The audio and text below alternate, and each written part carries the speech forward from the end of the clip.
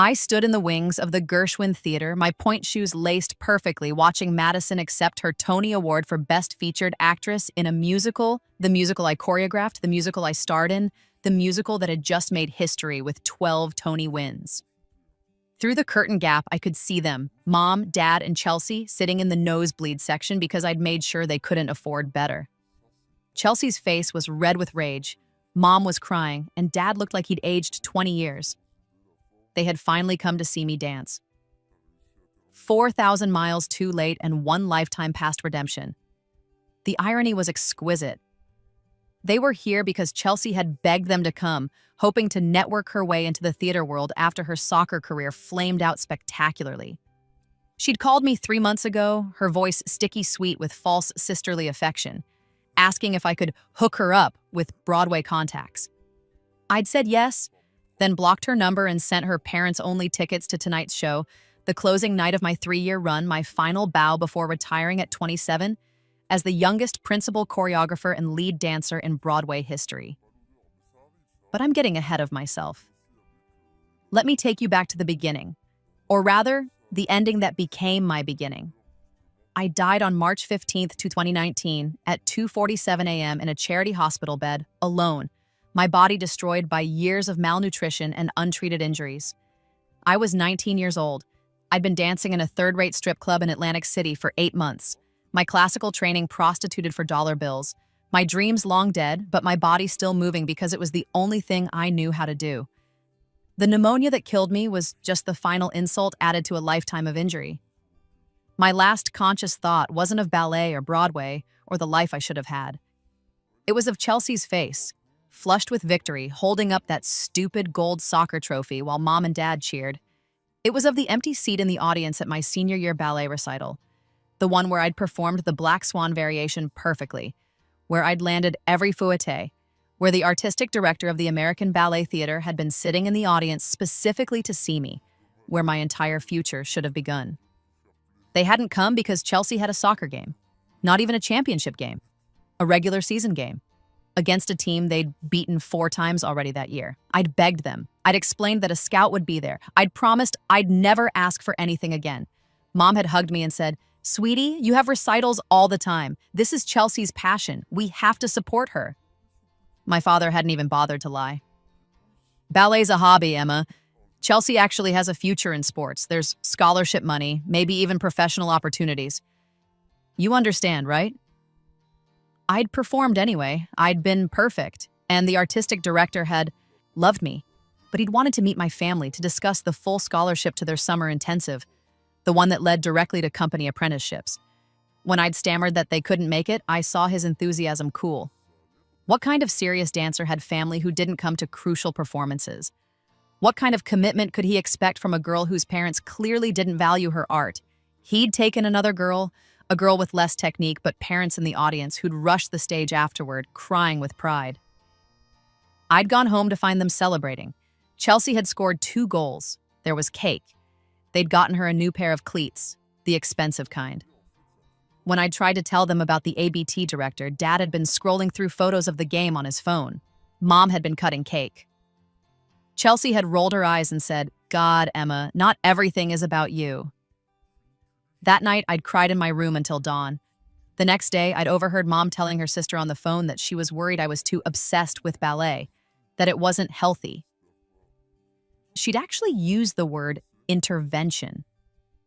That was when something in me had broken. Not snapped. Breaking implies violence, noise, drama. This was quieter. It was like a star collapsing into itself, all the light and heat imploding inward until there was nothing left but a cold, dense point of darkness. I'd kept dancing, though. I'd auditioned for other summer intensives, paid for with money from my part-time job at the mall. I'd gotten into 3 good programs, but they all required fees I couldn't afford, and Mom and Dad had refused to help. That money was earmarked for Chelsea's elite soccer camp, the one that cost $4,000 for 2 weeks. By the time I was 18, I'd aged out of most of the youth opportunities.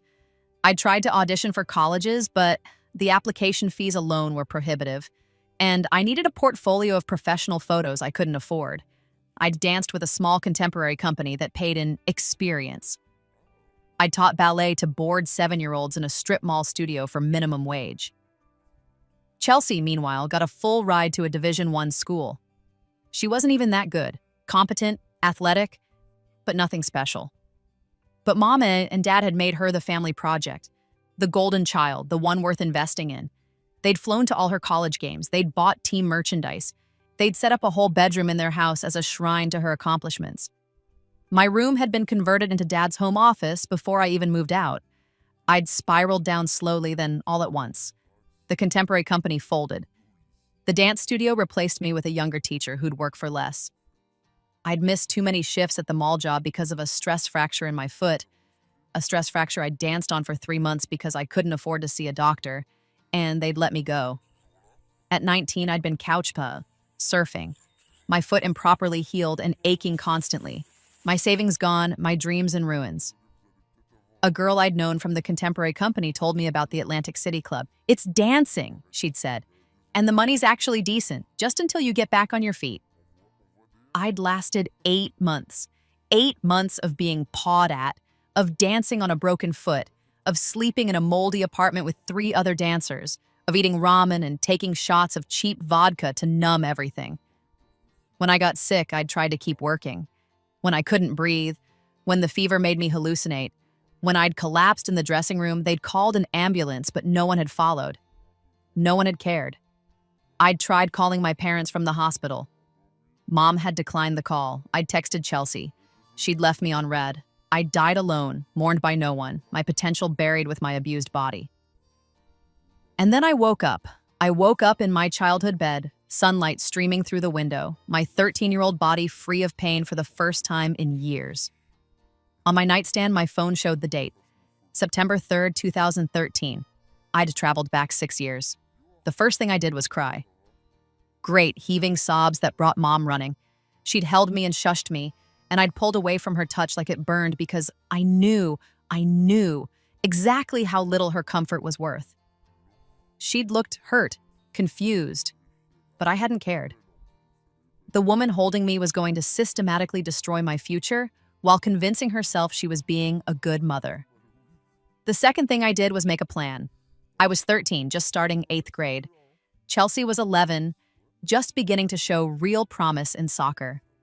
In my original timeline, this was the year everything had shifted when Mom and Dad had started funneling all their attention and resources toward her. It was subtle at first, an extra practice here, a missed school concert there. But it built and built until I was invisible. Not this time. This time, I had 6 years of painful knowledge. I knew every opportunity I'd missed, every mistake I'd made, every moment my family had failed me. More importantly, I knew exactly how mediocre Chelsea's soccer career would ultimately be. She'd play Division I, sure, but she'd warm the bench most of her freshman year, get a career-ending ACL tear sophomore year, and spend the next 3 years bitter and directionless, eventually dropping out and moving back home. I also knew things about ballet, about the industry, about timing, and opportunities that my 13-year-old self couldn't have known. I knew which teachers were abusive and which were miraculous. I knew which companies were about to revolutionize contemporary ballet. I knew which choreographers were about to break through. I knew about the summer intensive director who'd have a heart attack in 2015 and be replaced by someone who hated my body type, so I'd avoid that program entirely. I knew about the small company in Philadelphia that would launch 3 principal dancers to major companies in the next 4 years. Most importantly, I knew about Margaret Song. Margaret Song, the reclusive billionaire who'd made her fortune in tech and had a passion for the arts. Margaret Song, who had no children and who would, in 2016, establish a foundation to fund talented young artists who lacked family support. Margaret Song, who would be the keynote speaker at a small arts education conference in New York City on November 12th, 2014. A conference I could get to on a train, a conference that would change everything if I could just get her attention. But first, I had to survive my family. The first few months were agonizing. I had to watch Chelsea get enrolled in the elite soccer club, the one that cost $3,000 a season. I had to watch Mom rearrange her work schedule to accommodate Chelsea's practice times. I had to sit through family dinners where every conversation centered on Chelsea's goals, Chelsea's team, Chelsea's future. When I asked about intensive ballet classes, Mom had sighed. Sweetie, we just don't have room in the budget right now, maybe next year? They'd just bought Chelsea custom cleats for $400, but I didn't fight, not yet. I needed to seem compliant, to seem like the easy child, the one who didn't make waves. I needed them comfortable in their neglect. Instead, I got strategic. I started babysitting every weekend, every evening I could. I tutored kids in math, I walked dogs, I saved every penny in a bank account Mom and Dad didn't know about, one I'd opened online using a birthday check from my grandmother. By December, I had $2,000. I researched ballet schools obsessively. I found a pre-professional program 30 minutes away by bus, farther than my old studio, but serious, the kind of place that produced professional dancers. The director was strict but fair, and in my old timeline, she'd gone on to place students in companies across the country. I emailed her, sent a video of myself dancing, asked about scholarships. She invited me to audition. I didn't tell my parents until after I'd been offered a spot, a partial scholarship that would cover half the tuition if I agreed to assist with the younger students. I'd pay the rest with my babysitting money. Mom had frowned. That's so far away. How will you get there? The bus, I'd said. I already looked up the road. It's fine. Emma, I don't know if this is a good idea. You're so young to be traveling alone. Chelsea travels to away games all the time, I'd pointed out. This is the same thing. Dad had shrugged. If she's paying for it herself, I don't see the problem. Shows initiative. Mom had reluctantly agreed, mostly because it meant one less thing she had to worry about. I think she felt guilty about it, in a vague sort of way, but not guilty enough to actually change anything. I started classes in January. Madame's Petrova was everything I remembered, demanding, precise, with eyes that saw every flaw and every ounce of potential. She pushed me harder than anyone ever had, and I loved it. I loved the pain in my muscles, the exhaustion, the way my body was becoming something magnificent. I was 13, still growing, still malleable. I could fix my turnout, strengthen my extensions, perfect my technique in ways I'd never had time for before. And I was good. I'd always been good, but now I was exceptional. I had the benefit of years of training ahead of me, muscle memory from a future that hadn't happened yet. My body remembered the movements, even as I refined them. By spring, Madame Petrova had moved me into the advanced class with 16 and 17-year-olds. At home, nobody noticed. They came to one recital that year, Mom, Dad, and Chelsea, sitting in the back. They'd left during intermission because Chelsea had an early game the next morning. I'd danced a featured variation in the second act. They missed it entirely. I didn't care.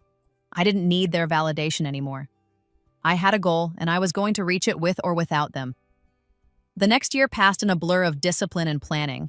I worked, I saved, I trained. I kept my grades perfect because I knew scholarships would require it. I researched colleges with good dance programs and generous aid packages.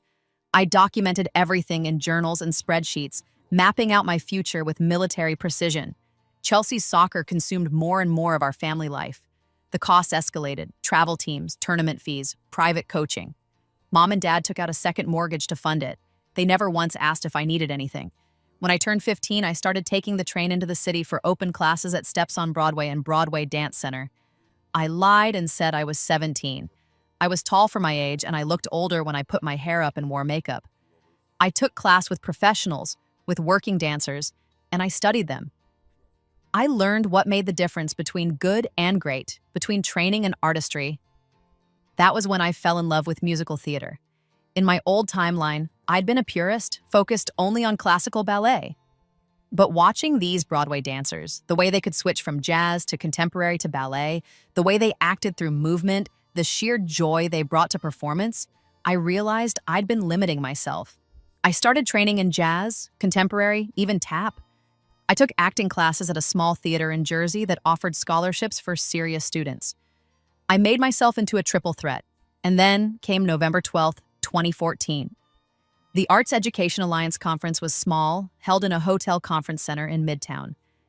I took a sick day from school and told my parents I was going to a friend's house. I'd prepared for months. I had a portfolio of performance videos, a resume, letters of recommendation from Madame Petrova, and my acting teacher. I had a 2-minute monologue prepared about my journey as an artist, polished until every word shone. I just needed 30 seconds of Margaret Song's attention. She gave her keynote at 2 p.m. It was brilliant, passionate, everything I'd remembered. She talked about the barriers young artists faced, about the way talent was lost when money became the price of admission.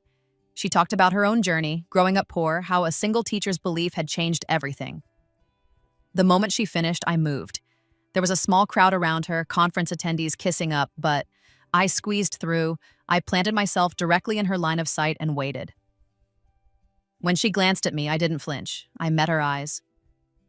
"Ms. Song," I said, my voice clear and steady. "My name is Emma Chen. I'm 15 years old, I've been dancing for 12 years, and I'm going to dance on Broadway. The only thing standing between me and that future is money. I'm not asking you for a handout. I'm offering you an investment opportunity.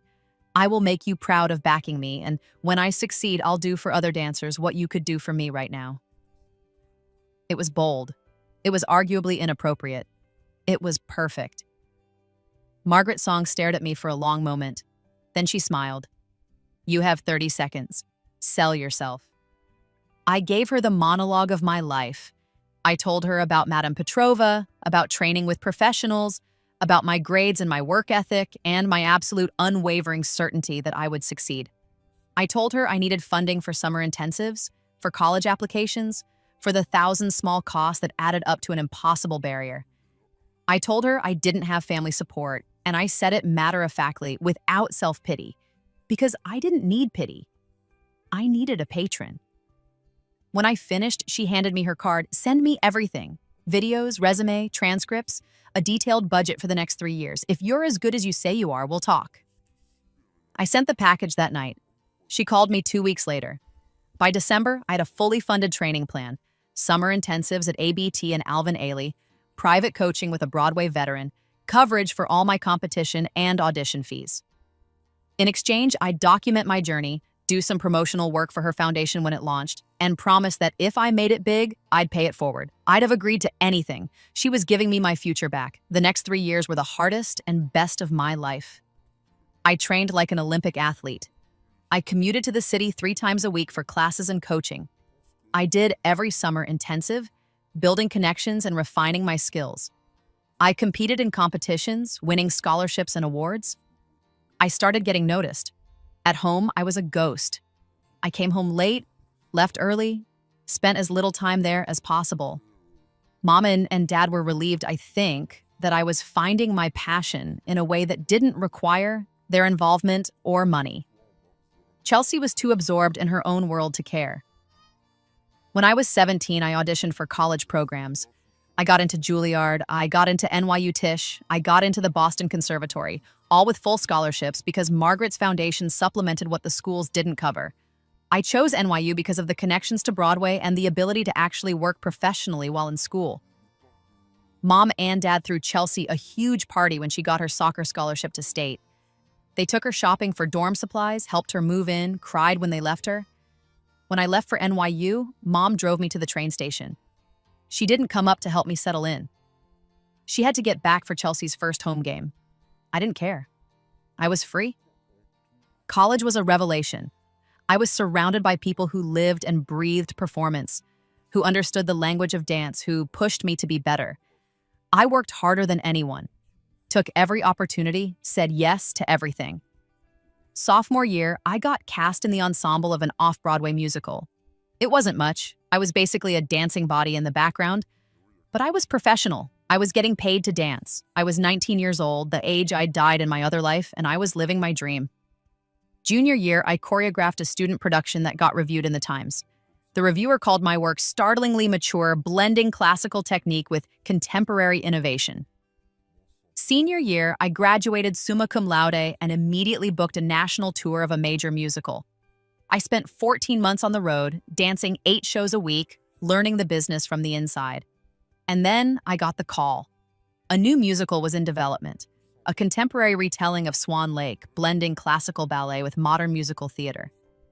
The director had seen my college work and my tour performances. They wanted me to audition for the lead and to collaborate on choreography. I got both jobs. We workshopped the show for 8 months. It was grueling, creating something from nothing, but it was also the most artistically fulfilled I'd ever been. I was 23 years old and co-choreographing a Broadway show while starring in it. The show was called Black Swan Rising. It was everything I'd ever wanted to create. Technically demanding, emotionally devastating, with a score that made audiences weep. My character was a dancer struggling against an abusive ballet company, fighting for her art and her autonomy. It wasn't autobiography, but it was close enough. We opened in March 2022. The reviews were extraordinary. The Times said I was a revelation, bringing technical perfection and raw emotional power to a role that could have been merely showy. Variety called the choreography breathtaking, a perfect marriage of classical and contemporary. We were nominated for 14 Tony Awards. We won 12, including Best Musical, Best Choreography, signs. It's a co-choreographer, and I shared the award, and Best Featured Actress for Madison, who played my character's rival. I didn't win Best Actress. I lost to a legendary performer in her final role, and I wasn't even mad. I'd been nominated at 23. I had time. The show ran for 3 years. It was a phenomenon. My Instagram following grew to 2 million. I was interviewed constantly, featured in magazines, asked to speak at arts events. I became the face of Margaret Song's foundation, helping to fund the next generation of artists. And through it all, my family was absent. They hadn't reached out when I booked the show. They hadn't congratulated me on the Tony nominations. They'd sent a generic congrats text when we won. I didn't reach out either. I was busy building my empire, but I kept tabs on them. I knew when Chelsea tore her ACL freshman year. I knew when she lost her scholarship. I knew when she dropped out of school and moved back home, bitter and aimless. I knew when Dad's business started struggling, when they had to sell the house I'd grown up in and move into a small rental. I knew when Mom tried to call me 3 years after I'd left for college and left a voicemail asking if I could maybe help out the family a little. I'd deleted it without responding. The plan for their attendance at closing night had been elegant in its cruelty. Chelsea had called me 3 months before, her voice dripping with fake sweetness. She'd seen the show was closing, had seen my success, and wanted back in my life. She'd hinted broadly that she was looking for connections in entertainment, maybe sports broadcasting or coaching or something related to her athletic background. I'd been warm, enthusiastic. I'd told her I'd love to reconnect, that family was important, that I'd absolutely introduce her to people. I asked for her parents' mailing address to send something special. What I sent was 2 tickets to closing night, nosebleed section, with a note. So you can finally see Emma perform, Chelsea's friend from Broadway. I knew Chelsea would assume I didn't know she'd sent them. I knew she'd convince Mom and Dad to come, to use it as a networking opportunity for her. I knew they'd show up expecting me to be grateful, expecting to finally cash in on my success. And I knew that by the time they arrived, they'd understand exactly what they'd lost. The performance that final night was perfect. I'd danced the role hundreds of times, but tonight I danced it like it was the last time I'd ever dance, because it was. I'd announced my retirement a month before. At 27, I was walking away at the height of my success to focus on choreography and directing. I already had 3 shows in development, my own production company, and complete financial security. When I took my final bow, the standing ovation lasted 11 minutes. People were crying. The entire cast came out for curtain call, and then Madison gave a speech, thanking me for changing Broadway. They presented me with flowers, with gifts, with a portrait of me in costume that the cast had commissioned. And in the nosebleed section, my family watched it all. After the show, I went to the cast party. I didn't invite them, but I knew they'd try to come to the stage door, so I'd arranged for security to have a list. They were not on it. I got the text from Chelsea at 1 a.m. "Where are you? We've been waiting at the stage door for 2 hours. Is it?" "This is so rude." I didn't respond. The next text came at 2 a.m. "Mom is crying. How can you treat your family like this?" I blocked her number, but I wasn't done. The next morning, I had breakfast with Margaret Song at the Carlisle. She'd become a mentor, a friend, the family I'd chosen. We talked about my new projects, about the foundation, about a documentary she wanted to fund about young artists overcoming adversity. "I want to talk about family," I said. "About what happens when the people who should support you become the barrier to your success." Margaret nodded slowly. Your family? I told her everything. About the missed recital, about Chelsea's golden child status, about dying alone in Atlantic City in another life, about coming back and building this future despite them. She listened without interrupting. When I finished, she said, "What do you need?" "I need to close the door completely," I said. "I need to make sure they understand it's permanent." She pulled out her phone and made a call. 30 minutes later, I had a meeting scheduled with a publicist and a lawyer.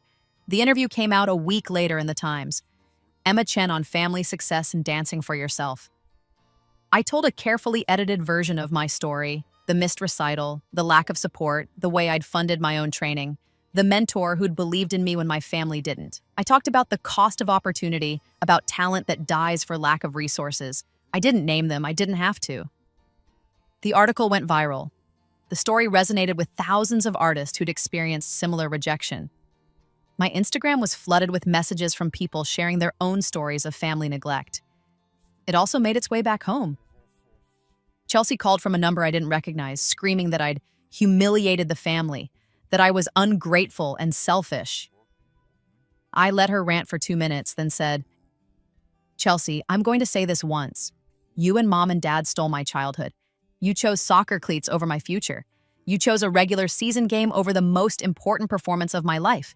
You taught me that I had no value to you unless I was convenient. So I became inconvenient. I became impossible to ignore. And now you want access to what I built? You want to benefit from the success you tried to prevent? No, you don't get to do that. I'm done." I hung up. She tried to call back. I blocked that number too. Mom sent an email. It was long, full of justifications and excuses, ending with, "We always loved you. We always supported your dreams. We just had different ways of showing it." I wrote back, "You showed it by missing my recital. You showed it by converting my bedroom into an office before I'd even left. You showed it by taking out a second mortgage for Chelsea's soccer but refusing to pay for my ballet photos. You showed it by declining my call when I was dying in a hospital. I know exactly how you loved me. It wasn't enough then. It's worth nothing now." Dad tried to show up at my apartment. The doorman turned him away. He tried to come to a production meeting. Security removed him. They tried to sell their story to tabloids. Broadway star's family speaks out. But no one was interested. My version was already out there, and I was the sympathetic figure. They were just the people who'd failed to recognize their daughter's greatness. 6 months later, I got a letter from Chelsea. It was handwritten, 6 pages long, desperate. She was in therapy, she said. She was working on herself. She'd realized how much of her identity had been tied up in being the favorite, in being the chosen one, and how it had destroyed her when she couldn't live up to those expectations. She was sorry. She knew sorry wasn't enough, but she wanted me to know that she understood now. She was proud of me. She always had been, but she'd been too threatened by my talent to admit it. The letter ended. "I don't expect forgiveness. I don't expect a relationship. I just wanted you to know that you deserved better, and I'm sorry I wasn't better. You're extraordinary, Emma. You always were." I read it 3 times. Then I put it in a drawer and didn't respond. Some wounds don't heal. Some betrayals can't be forgiven. And some people don't deserve access to your life, even when they finally understand what they lost. The years that followed were everything I'd dreamed of and more.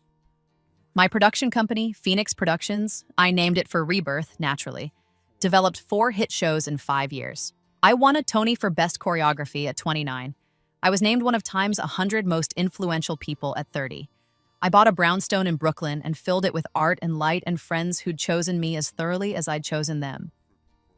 Margaret Song became the grandmother I'd never had, attending my shows, celebrating my successes, and bragging about me to everyone she met. When she passed away at 89, she left a substantial portion of her estate to the foundation, ensuring it would continue funding artists forever.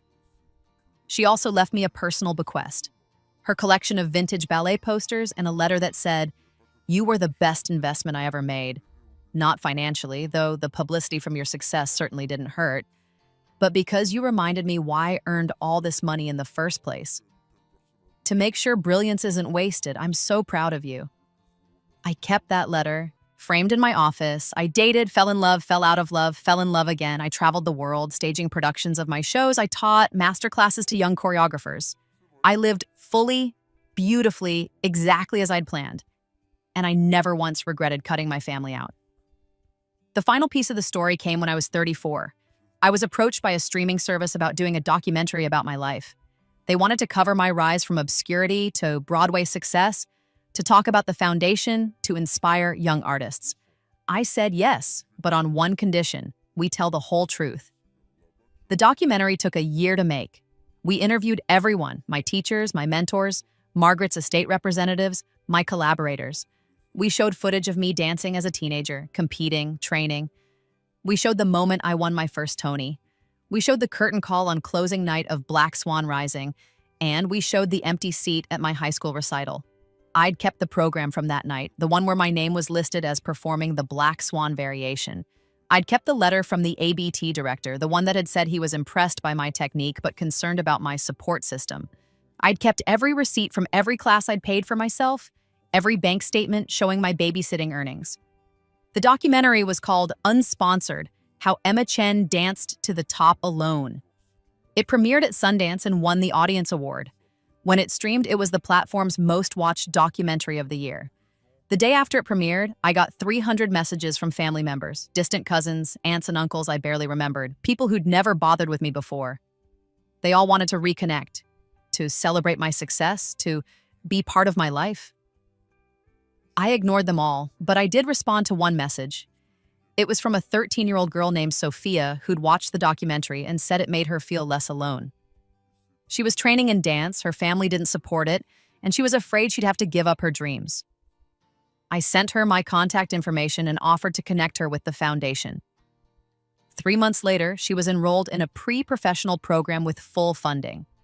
That became a regular thing for me, finding talented kids with unsupportive families and using my resources to give them the opportunities I'd had to fight for. I funded 50 students in the first year alone. Some would make it, some wouldn't, but they'd all have a fair chance. It was the best kind of revenge. Building a legacy that had nothing to do with my family and everything to do with becoming the person I'd needed when I was young. I'm 37 now. Phoenix Productions has 16 shows running across Broadway, the West End, and international tours. My personal net worth is somewhere north of $50 million. I'm engaged to a brilliant set designer who makes me laugh and who understands that my work is my first love and is fine with being a close second. I own 3 properties, have a foundation named after me, and my Wikipedia page is longer than my parents' obituaries will be. Because that's the thing about Rebirth, you don't just get a second chance at life. You get to choose who you become, unfettered by the people who tried to limit you the first time around. Last week, I got a letter from Dad. He's 72 now, in declining health, living in a retirement community that Chelsea pays for with her job as a middle school gym teacher. The letter was plaintive, sad, full of regrets. He wanted to see me before he died. He wanted to apologize. He wanted me to know that he'd always been proud of me, even if he hadn't shown it. I read it once, then put it in the fire. Some people think that makes me cruel. Some people think forgiveness is mandatory, that family is sacred, that I should let go of the past. Those people didn't die alone at 19 in a charity hospital bed because their family chose soccer over ballet. Those people didn't fight their way back from death itself to claim the future they deserved. Those people don't understand that sometimes the most powerful thing you can do is succeed spectacularly without the people who failed you and let them spend the rest of their lives knowing they could have been part of something extraordinary if they'd just shown up when it mattered. I dance in my living room sometimes, just for myself. My body's still strong and graceful at 37. I dance and I remember that empty seat, that missed opportunity, that moment when everything could have been different. And then I remember everything that came after. The work, the triumph, the Tony Awards, the curtain calls, the standing ovations, the life I built from nothing but stubborn will and a second chance. I remember that they could have been there for all of it. They chose not to be. So I chose to be extraordinary without them. And in the end, that's the best revenge of all. Not caring anymore, but thriving so completely that their absence from my life is the greatest loss they'll ever experience. While their absence from theirs is the greatest gift they ever gave me. I danced on Broadway. I danced without them. And it was absolutely perfect.